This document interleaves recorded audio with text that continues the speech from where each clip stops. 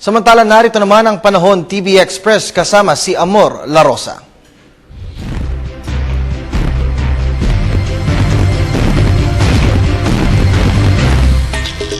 Salamat, Kirby. Magandang hapon, Pilipinas. Live mula dito sa Pag-asa Weather and Flood Forecasting Center.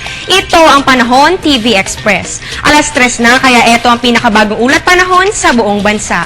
Nananatili pa rin sa ating bansa ang isang shallow, low-pressure area. Ito ay namataan sa 280 kilometers east ng Infanta, Quezon. Dahil dito ang Metro Manila ay makakaranas ng occasional light to moderate rains na maaaring may kasamang thunderstorms. Habang sa Palawan, Visayas at sa Mindanao, magiging maulap na may moderate to heavy rains at thunderstorms.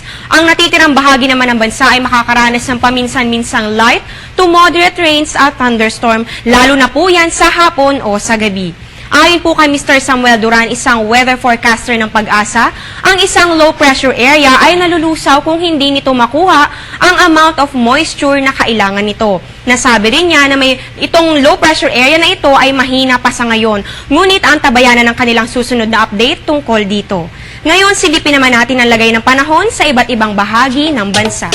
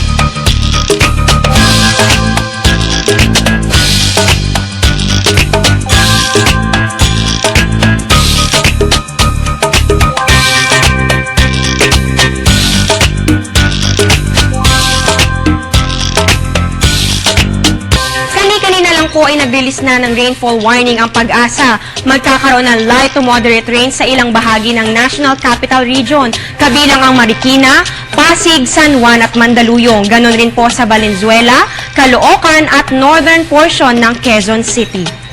Yan muna ang latest mula dito sa Pag-asa. Manatiling nakatutok sa Panahon TV Express, kung saan walang pinipiling panahon ang pagbibigay impormasyon.